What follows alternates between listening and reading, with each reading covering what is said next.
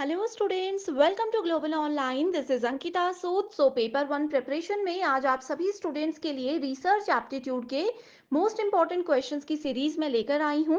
ये सवाल as it is भी अपकमिंग एग्जामिनेशन में स्टूडेंट्स जरूर पूछे जा सकते हैं, इसीलिए मैं आज आपको हर एक क्वेश्चन के आंसर के साथ इंपॉर्टेंट एक्सप्लेनेशन भी दूंगी ताकि आपके सारे कॉन्सेप्ट इजीली क्लियर होते रहें एंड एग्जामिनेशन में आप सभी आसानी से अच्छा स्कोर कर सकें। पेपर वन के बेस्ट प्रिपरेशन के लिए कंप्लीट कोर्स में लेकर आई हूं, जो कि स्टूडेंट्स एग्जामिनेशन के difficulty level and previous examinations को बहुत अच्छे से एनालाइज करने के बाद बनाया गया है। इसमें डेली लाइव लेक्चर्स के साथ आपका पूरा सिलेबस कवर तो हो ही जाएगा, साथ ही आप लोगों को हम topic wise MCQs and PYQs भी प्रैक्टिस करवाते हैं, ताकि आपको ये पता लगता रहे कि जो आप पढ़ रहे हो उसमें से कैसे क्वेश्चन एग्जामिनेशन में पूछे जाते हैं। मॉक टेस्ट अवेलेबल है एंड बहुत ही ज्यादा इंपॉर्टेंट है ये 5000 प्लस एमसीक्यू क्वेश्चन बैंक, जिसमें हर एक यूनिट वाइज क्वेश्चंस आपको मिल जाएंगे। इसके बाहर से कुछ भी एग्जाम में नहीं आता है, तो ये बहुत इंपॉर्टेंट हो जाता है कि आप एग्जाम से पहले एटलीस्ट 2 से 3 बार ये क्वेश्चंस को प्रैक्टिस कीजिए। न्यू बैच हमारा अपकमिंग मंडे से स्टार्ट होने वाला है, तो आप इसको ज्वाइन कर सकते हो एंड फ्री वीडियोस को देखने के लिए ग्लोबल ऑनलाइन ऐप को जरूर डाउनलोड कीजिए। स्टोर सेक्शन पर सर्च बार में लिखिए कोर्स का नाम। जैसे ही आप कंटेंट पर जाते हो, आपके सामने कुछ फ्री वीडियोस आ जाएंगी, मेरे सेपरेट कंप्लीट कोर्सेज आ जाएंगे, जिसके लिए जो कि एग्जाम के लिए काफी है। इसके बाहर से ना आपको कोई बुक लेने की जरूरत है, ना आपको कोई एक्स्ट्रा मॉक टेस्ट के लिए पे करने की जरूरत है। इस कोर्स के बाहर से कुछ भी एग्जाम में नहीं आता है। लास्ट ईयर भी बहुत से बच्चों ने सिर्फ इसी से पढ़ाई करके अपने एग्जामिनेशन को बहुत अच्छे स्कोर से क्वालिफाई किया था। पीवाईक्यूज आप देख सकते हो, पीडीएफ एंड वीडियो सॉल्यूशन आपको मिल जाते हैं। इसमें आपके स्टेट के साथ साथ बाकी के स्टेट्स के जो क्वेश्चन पेपर्स हैं वो भी आपको मिल जाएंगे, ताकि आप लोगों की बहुत अच्छे से प्रैक्टिस भी होती रहे। आप सभी स्टूडेंट्स इस कोर्स को ज्वाइन करने के लिए बस गिवन नंबर्स पर व्हाट्सएप के जरिए कांटेक्ट कर सकते हैं। Which of the following types of research depends least on empirical facts? आपको वो रिसर्च का टाइप ढूंढना है जो कि एम्पेरिकल फैक्ट्स के ऊपर, यानी कि अनुभवजन्य तथ्यों के ऊपर सबसे कम निर्भर करता है। अब देखिए, एम्पेरिकल फैक्ट्स यानी कि एम्पेरिकल रिसर्च की बात कर रहे हैं। ये दो टर्म से जुड़ी हुई होती है। एक होता है एक्सपीरियंस और दूसरा होता है ऑब्जर्वेशन। इसको याद रखने का एक तरीका ये है कि एक एम्पायर क्या करते हैं। एम्पायर एक एक्सपीरियंस्ड पर्सन होता है जो कि गेम को ऑब्जर्व करते हैं। तो इस तरीके से आप एम्पेरिकल को रिलेट कर सकते हो। क्वेश्चन समझ आ गया। अब ऑप्शंस पर बढ़ते हैं, जो कि है एथनोग्राफिक रिसर्च। एथनोग्राफिक रिसर्च होता है आपका कल्चरल वैल्यू से जुड़ा हुआ। ठीक है, ये एक ऐसी स्टडी होती है जो हमें बताता है कि एक इंसान, एक पर्सन कैसे अपने एनवायरनमेंट के जरिए किसी चीज को, अपने कल्चर के जरिए किसी चीज को समझ सकता है। ये इसमें हम पार्टिसिपेंट को ऑब्जर्व भी करते हैं और उनका साथ में ही फेस टू फेस इंटरव्यू की जो टर्म होती है वो भी एथनोग्राफिक से रिलेटेड है। एंड कहीं ना कहीं जब हमने ऑब्जर्वेशन की बात कर ली, इसका मतलब है कि ये एम्पेरिकल फैक्ट पर डिपेंडेंट है, बट हमें लीस्ट डिपेंडेंट ढूंढना है, इस वजह से ये ऑप्शन गलत हो गया। सेकेंड ऑप्शन है फिनोमिनोलॉजिकल रिसर्च। फिनोमिनोलॉजिकल यानी कि घटना विज्ञान अनुसंधान क्या होता है, ये एक क्वालिटेटिव रिसर्च होता है। क्वालिटेटिव रिसर्च होता है एंड इसमें एक पर्सन का जो लाइव एक्सपीरियंस है, मान लीजिए मैं किसी इवेंट में गई, मेरा उस इवेंट का जो लाइव एक्सपीरियंस है उसको अगर मैं इलैबोरेट करती हूँ, उसको अगर मैं समझाती हूँ, तो वो फिनोमिना है, वो मेरा एक फिनोमिनोलॉजिकल रिसर्च है। तो यहाँ पर भी हमने एक्सपीरियंस की बात कर दी, इसका मतलब है ये भी आपका सही उत्तर नहीं होगा। अगला है फिलोसफिकल रिसर्च। फिलोसफिकल रिसर्च क्या बोलता है, ये बेसिकली डील करता है study of history of philosophy के ऊपर। डिफरेंट फिलोसोफर्स को स्टडी करता है। ठीक है, फिलोसफिकल थॉट्स जो होते हैं उन सब चीजों से ये जुड़ा हुआ होता है। एंड याद रखिएगा, डायरेक्ट डेफिनेशन ये पहले भी पेपर में आई है कि फिलोसफिकल रिसर्च जो होता है ये आपका नॉन एम्पेरिकल रिसर्च के अंदर आता है। तो इसलिए हमारा सही उत्तर हमें मिल चुका है, दैट इज ऑप्शन नंबर 3। और लास्ट ऑप्शन है एक्सपेरिमेंटल रिसर्च। एक्सपेरिमेंटल रिसर्च देखिए स्टूडेंट्स, ये 100% हेविली डिपेंड करता है एम्पेरिकल फैक्ट्स के ऊपर, क्योंकि जब भी कोई एक्सपेरिमेंट किया जाता है तो एक्सपेरिमेंट में हमेशा चीजों को बहुत डीपली ऑब्जर्व करना होता है। इसी वजह से ये वाला ऑप्शन भी हमारा सही नहीं था। तो करेक्ट आंसर हमें मिल चुका है option number 3। Identify the advantages of close ended questions in survey research. So students, यहाँ पर हम देखेंगे सबसे पहले कि क्लोज एंडेड क्वेश्चंस क्या होते हैं। So close ended questions basically, देखिए दो टाइप के क्वेश्चंस होते हैं, दोनों को हम देखेंगे। एक होता है ओपन एंडेड और दूसरा होता है क्लोज एंडेड। ओपन एंडेड को ऐसे याद रखिए जिसमें आप ओपनली आंसर कर सकते हो, जैसे कि ऐसे राइटिंग होता है। ओपन एंडेड क्वेश्चंस खुलकर उसके बारे में बात की जा सकती है। क्लोज एंडेड क्वेश्चंस होते हैं जैसे कि आपके कॉम्पिटिटिव एग्जाम्स है, एमसीक्यू टाइप क्वेश्चंस, या फिर वो क्वेश्चंस जिसमें आपको सिर्फ यस और नो में आंसर देना है, आप ओपनली उसको इलेबोरेट नहीं कर सकते हो। तो यही बोला है कि क्लोज एंडेड क्वेश्चंस को जब सर्वे रिसर्च के अंदर यूज किया जाता है तो उसके क्या क्या एडवांटेजेस होते हैं। पहला ऑप्शन है, they allow unusual responses to be derived. वो असामान्य प्रतिक्रियाओं को प्राप्त करने की अनुमति देता है? बिल्कुल भी नहीं देता है। क्यों नहीं देता? क्योंकि इसमें हमें सिर्फ यस और नो में आंसर देना है, ठीक है। इसके अलावा हम ज्यादा चीजों को इलेबोरेट नहीं कर सकते, किसी के रिस्पॉन्स को यहाँ पर डिराइव नहीं कर सकते, तो इसलिए ये वाला ऑप्शन गलत है। तो देखिए ए ऑप्शन यहाँ पर भी था, यहाँ पर भी था और यहाँ पर भी था, इस वजह से डायरेक्टली हमें आंसर मिल रहा है B and C. It is easy to process their answers. बिल्कुल आसान होते हैं आंसर प्रोसेस करना। अगर आपको मैं बोल रही हूँ कि आपको मेरे क्लासेस समझ आ रहे हैं, आप उसका आंसर सिर्फ यस और नो में दो, तो आप लोगों के लिए उसके आंसर को प्रोसेस करना बहुत आसान है। अगर मैं आपको बोलूं कि यस और नो में आंसर नहीं देना है, कम से कम 150 वर्ड्स में मुझे आंसर दो कि मेरी क्लासेस कैसी लगी, चलिए तारीफ करके बताइए या फिर जो भी बुरा लगा वो भी करके बताइए, तो उसको ओपन एंडेड को जो है प्रोसेस करना थोड़ा सा टफ हो जाता है, ठीक है। अगला है, they reduce the possibility of variability in the records of answering. ठीक है, यहाँ पे वेरिएबल आंसर्स का मतलब ही नहीं बनता क्योंकि आपको सिर्फ यस और नो में ही उत्तर देना है। सो सही आंसर हमें मिल चुका है option number B and C only. अगला है, in which research design the independent variable is selected rather than manipulated. So वो कौन सा रिसर्च का डिजाइन है जिसमें कि एक इंडिपेंडेंट वेरिएबल को यानी कि स्वतंत्र चर को सिलेक्ट किया जाता है, ना कि उसको मैनिपुलेट का मतलब है चेंज नहीं किया जाता, उसमें हेर फेर नहीं की जाती, उसको सिर्फ हम सेलेक्ट करते हैं। अब देखिए इसको एक एग्जाम्पल के साथ समझाती हूँ। एग्जाम्पल ये रहेगा, जब हम केमिस्ट्री की लैब में मान लीजिए कोई प्रैक्टिकल कर रहे हैं, दो केमिकल्स को हमें मिलाना है। एक को हम सिर्फ सेलेक्ट कर रहे हैं केमिकल को और दूसरे में चेंजेस कर रहे हैं, उसमें कोई एक्स्ट्रा केमिकल मिला रहे हैं।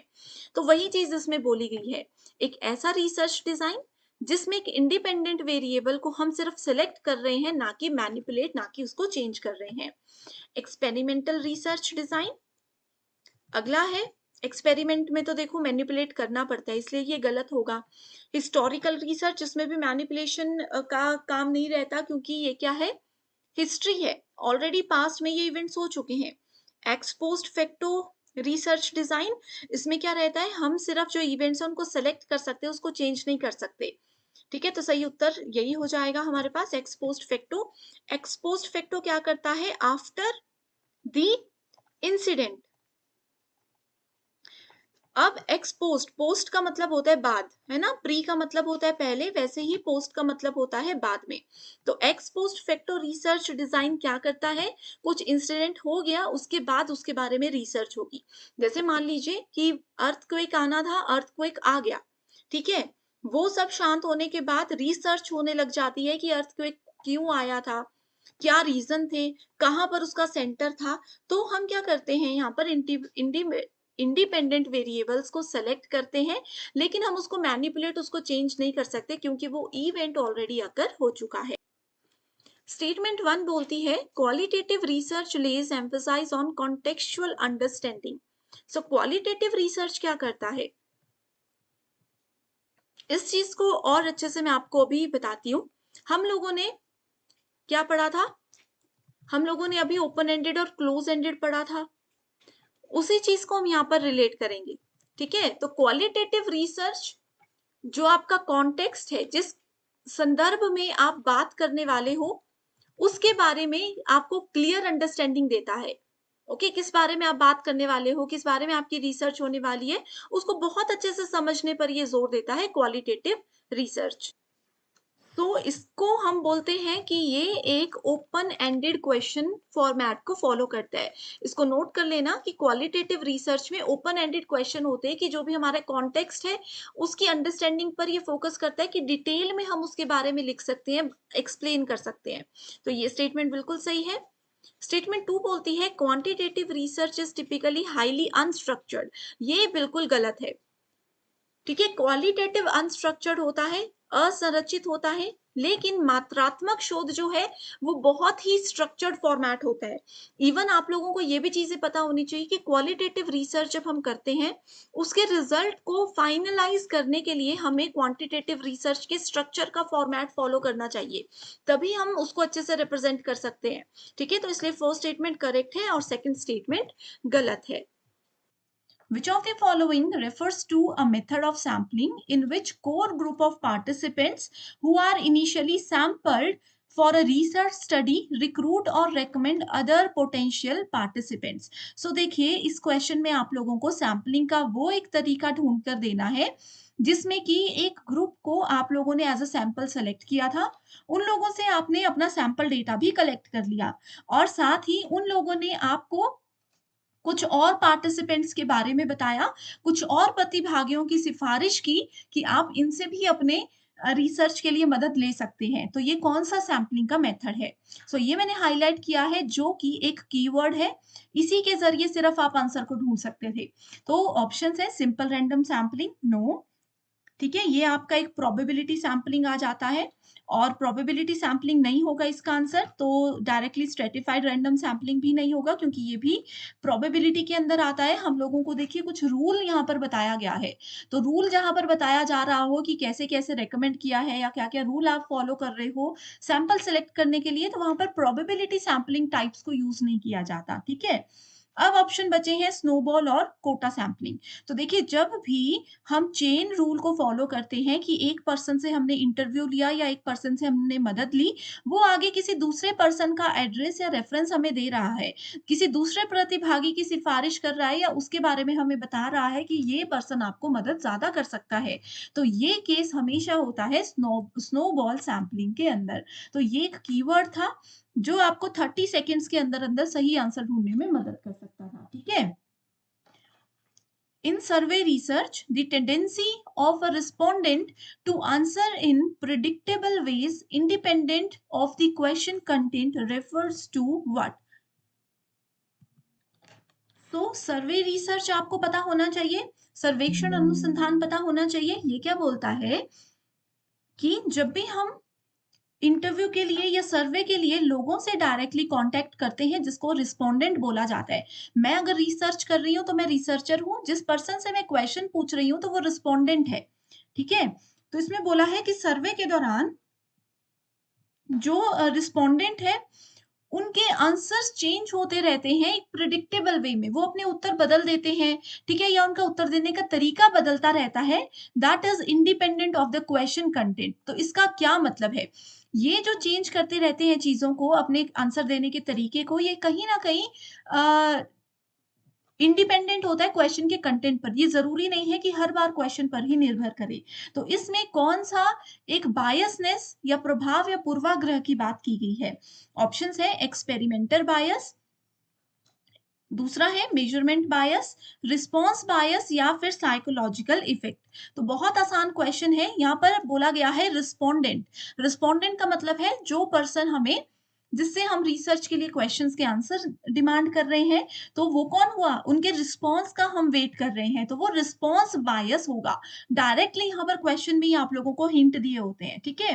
रिस्पॉन्स बायस यानी कि प्रतिक्रिया पूर्वाग्रह क्या बोलता है? ये एक ऐसी सिचुएशन होती है जहाँ पर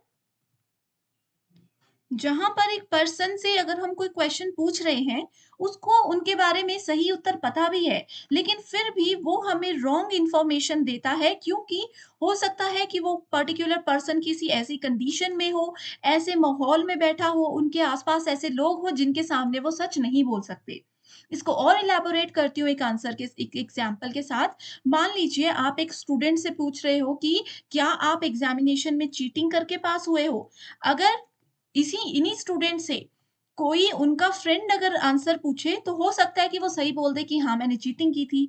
लेकिन इन्हीं स्टूडेंट से अगर उनके स्कूल टीचर या प्रिंसिपल के सामने क्वेश्चन पूछेंगे तो वो क्या बोलेंगे कि नहीं मैंने बिल्कुल भी चीटिंग नहीं की थी। तो इसको रिस्पॉन्स बायस बोला जाता है कि उनको आंसर तो पता है, वो सही आंसर देना भी चाहते हैं लेकिन आस-पास का माहौल या कंडीशंस ऐसी हैं कि वो सही उत्तर उस बात का नहीं दे सकते। राइट? सो इसीलिए इस क्वेश्चन में बहुत ईज़िली हमें आंसर मिल सकता था। स्टूडेंट्स अगर सेशन पसंद आ रहा है और चाहते हो कि मैं ऐसे ही ईज़ीएस्ट एक्सप्लेनेशन के साथ कंटिन्यू करूं प्रीवियस ईयर क्वेश्चंस को तो मुझे एक बार कमेंट करके बता दीजिए। रिसर्च के बाद नेक्स्ट यूनिट कौन सी चाहते हो ये भी एक बार मुझे अपडेट ज़रूर दे देना। मैच द फॉलोइंग का बेसिक सा क्वेश्चन है जिसमें एक तरफ टाइप्स ऑफ रिसर्च दिया हुआ है और दूसरी तरफ दी गई है उनकी डिस्क्रिप्शन। ठीक है? सो इस क्वेश्चन में देखिए सबसे पहले आपको बोला है बेसिक रिसर्च क्या होता है। देन पहले डिस्क्रिप्शन इस तरह के क्वेश्चंस में ओवरव्यू फटाफट से ले लीजिए टाइप्स का, फिर डिस्क्रिप्शन को पढ़ना है, इसमें हमें कीवर्ड मिल जाते हैं, ठीक है? सो कीवर्ड देखते हैं, investigations meant to discover whether variable covary, ठीक है? अगला है an in depth study of, in depth study यहाँ पर कीवर्ड हो सकता है, in depth study of a single or few individual to see how changes affect a person's behaviour, ठीक है? कि कैसे बदलाव एक पर्सन के बिहेवियर में आ सकते हैं।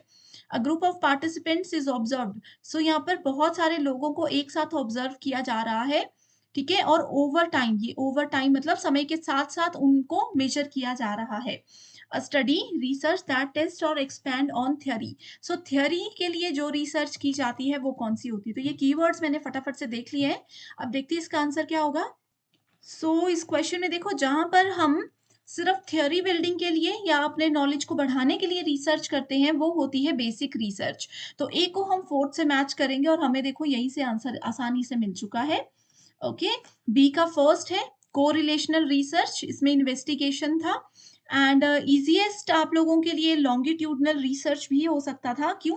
क्योंकि यहाँ पर देखिए ओवर टाइम मैंने आपको कीवर्ड बताया था कि एक ग्रुप है पार्टिसिपेंट्स का, उनको हम एक लंबे समय तक, ओवर टाइम का यही मतलब होता है कि एक लंबे समय तक उनको मापा जाता है, ठीक है? काफ़ी समय तक उनको ऑब्ज़र्व किया जाता है, जैसे डॉक्टर्स करते हैं जनरली।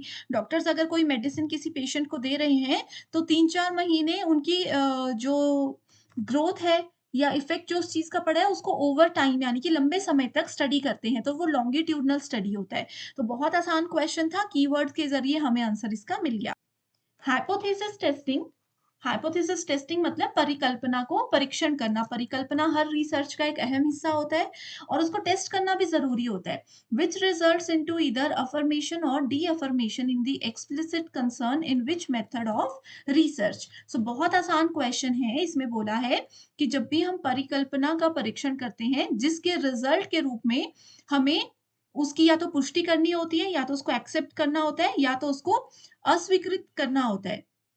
एक्सेप्ट करना है उसको या तो रिजेक्ट करना है, तो वो शोध की कौन-सी विधि में इसको स्पष्ट किया जा रहा है। सो फर्स्ट ऑप्शन है डिस्क्रिप्टिव रिसर्च, जो कि गलत होगा क्योंकि डिस्क्रिप्टिव रिसर्च में हाइपोथेसिस टेस्टिंग को उसकी पुष्टि या फिर अस्वीकृति नहीं की जाती।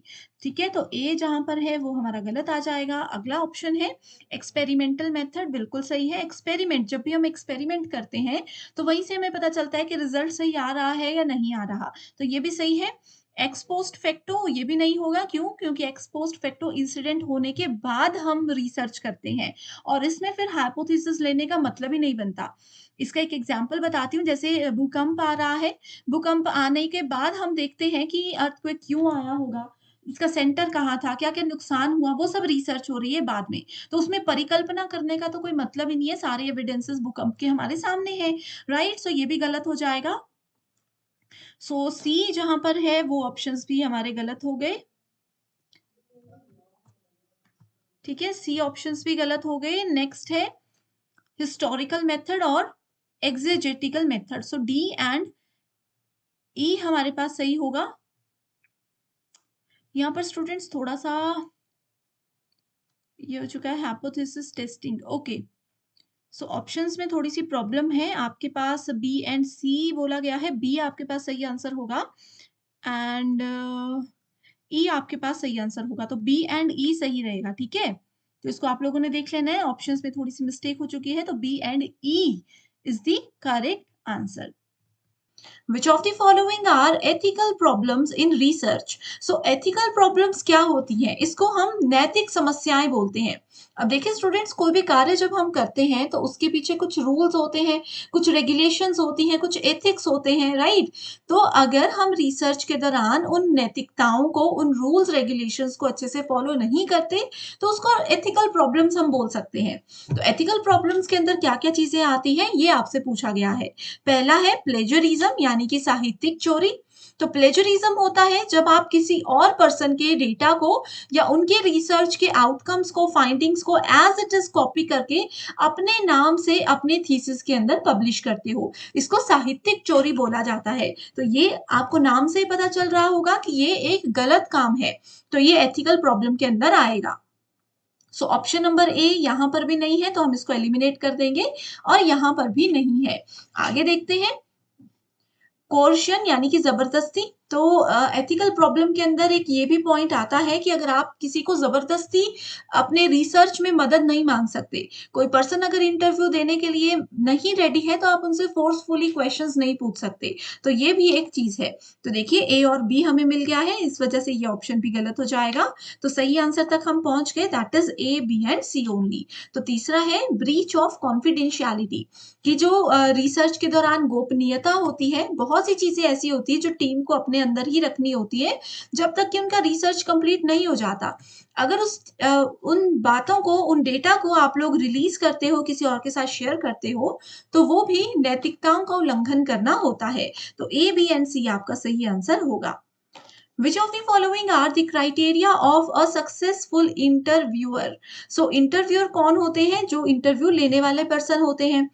तो एक आपके इंटरव्यू को सफल बनाने के लिए कौन कौन से मानदंड सही हैं, इस ऑप्शन में, इस क्वेश्चन में आपको पूछा गया है। पहला है एथिकल।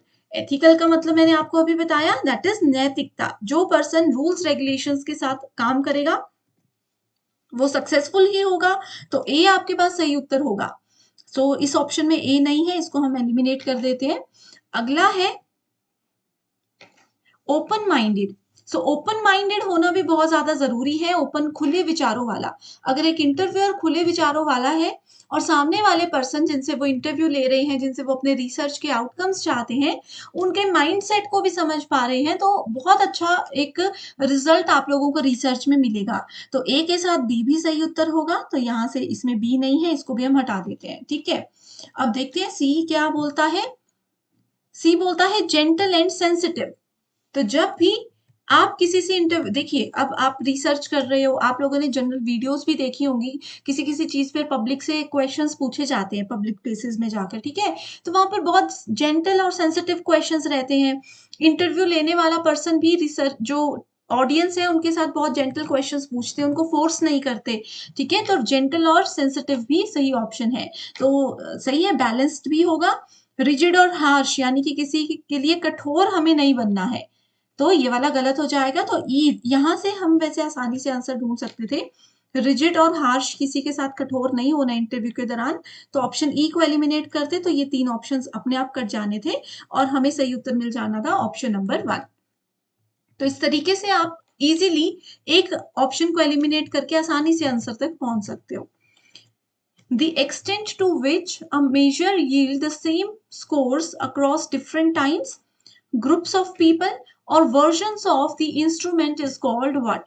अब देखिए आप लोगों को यहाँ पर एक मेजरमेंट के बारे में पूछा जा रहा है कि आपको क्या करना है, सेम स्कोर को चेक करना है अलग अलग टाइम में, अलग अलग लोगों के बीच, और जो इंस्ट्रूमेंट है जिससे मेजरमेंट हो रहा है उस इंस्ट्रूमेंट के भी अलग अलग वर्जन्स के साथ। तो इस मेजरमेंट सेट को आप क्या बोल सकते हो? रिलायबिलिटी यानी कि विश्वसनीयता, कंटेंट वैलिडिटी सामग्री की वैधता, कंस्ट्रक्ट वैलिडिटी वैधता का निर्माण, या फिर प्रेडिक्टिव वैलिडिटी पूर्वानुमानित वैधता। तो सही उत्तर होगा रिलायबिलिटी, कि अगर आप चाहे अलग अलग टाइम में अलग अलग लोगों पर अलग अलग इंस्ट्रूमेंट के साथ सेम टेस्ट कर रहे हो तो रिजल्ट आपको सेम आना चाहिए, रिलायबल आना चाहिए, विश्वसनीय उत्तर आपका होना चाहिए। तो ये होगा सही आंसर। ये सब प्रीवियस ईयर क्वेश्चंस है, ठीक है। Which of the following are the disadvantages of online research? So research online भी होती है, ऑफलाइन भी होती है। ऑफलाइन रिसर्च में आपको खुद फील्ड में जाकर रिसर्च करनी होती है। ऑनलाइन में आप किसी भी वेबसाइट का फायदा उठा सकते हो, ठीक है? कोई भी सोशल मीडिया के जरिए लोगों से इंटरव्यू ले सकते हो, उनसे फीडबैक ले सकते हो। तो आपको डिसएडवांटेजेस पूछा है इसकी। ऑनलाइन रिसर्च इज एक्सपेंसिव, ये बोल रहा है कि ऑनलाइन रिसर्च बहुत ही ज्यादा महंगी होती है। ऑनलाइन रिसर्च बिल्कुल भी एक्सपेंसिव नहीं होती, क्योंकि आपको घर से बाहर कहीं जाना ही नहीं है। ऑनलाइन बस एक बार कोई पोस्ट, कोई पोल कर दिया, लोगों के रिव्यूज उसमें देख लिया और आपको आंसर मिल जाएंगे अपने सवालों के। तो ए तो नहीं होगा, ए नहीं होगा, ठीक है। आगे बोलता है samples can be small and skewed. तो डिसएडवांटेज ऑनलाइन का तो ये होता है कि सैंपल आपको कम ऑडियंस मिलेगी और स्क्यूड भी हो सकती है। स्क्यूड का मतलब है कि वो सही उत्तर नहीं देंगे अपने मूड के अकॉर्डिंग। आप सामने वाले को पहचानते नहीं हो, रैंडम आपका इंटरव्यू या सर्वे चल रहा है रिसर्च का, ठीक है, तो वो स्क्यूड भी हो सकते हैं। तो ये एक बहुत बड़ा डिसएडवांटेज है। तो बी तो देखिए होगा ही होगा, ए नहीं है तो हमने डिलीट कर दिया। बी होगा ही होगा, तो उत्तर मिल गया option number 2। There can be an excessive turnover of communication, बिल्कुल सही है।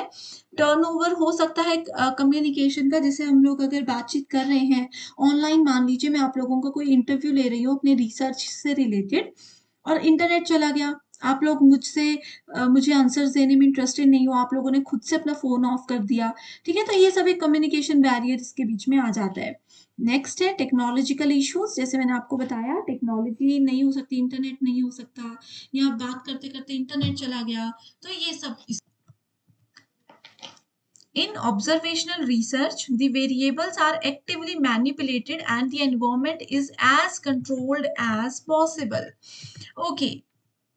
So देखिए ऑब्जर्वेशनल रिसर्च क्या होता है, जिसमें हम किसी चीज को ऑब्जर्व करते हैं, जैसे कि केमिस्ट्री लैब में होता है, राइट। केमिस्ट्री लैब में हमने दो केमिकल्स मिला दिए, फिर हम उसके रिजल्ट का वेट करते हैं कि अभी क्या हमें वो मिलेगा, रिजल्ट इसका मिलेगा। सो ऑब्जर्वेशनल रिसर्च एक एग्जाम्पल इसका वैसे मान लेते हैं। इसमें क्या होता है, वेरिएबल्स को, कोई भी वेरिएबल हो सकते हैं, जैसे दो केमिकल्स हमें मिलाने हैं, तो ये तो हमारे पास दो वेरिएबल्स हो गए, इनको एक्टिवली मैनिपुलेट किया जाता है। मैनिपुलेट करने का मतलब है इनको चेंज किया जाता है। And the environment is as controlled and as possible, और जो एनवायरमेंट है, जिस माहौल में ये सब चीजें हो रही है, उसको बहुत ज्यादा लेवल पर नियंत्रित करके रखा जाता है। तो ये वाली स्टेटमेंट तो भाई बिल्कुल ही गलत है। सेकेंड स्टेटमेंट बोलती है observational research allows you to eliminate the influence of many extraneous factors. Extraneous factors का मतलब होता है एक्सटर्नल फैक्टर्स, ठीक है। तो वो क्या बोल रहा है, observational research allow you to eliminate the influence of many extraneous factors. तो ये वाली स्टेटमेंट भी बिल्कुल गलत है, ठीक है। उनके इन्फ्लुएंस को एलिमिनेट करने के लिए ये बिल्कुल भी अलाउ हमें नहीं करता है, तो इसलिए दोनों स्टेटमेंट्स फॉल्स होंगी। सो स्टूडेंट्स, मैं उम्मीद कर रही हूँ आपको क्वेश्चंस पसंद आ रहे हैं। चाहते हो कि मैं कंटिन्यू करूं इसी तरीके की सीरीज को, ऐसे ही रिसर्च के या किसी और यूनिट के क्वेश्चंस आपके लिए डेली बेसिस पर लाती रहूं। मुझे एक बार कमेंट करके जरूर बताना कि अगली यूनिट आपको कौन सी चाहिए। इसी के साथ फिर सेशन को एंड करते हैं। Thank you so much for watching this video and I wish you all the very best.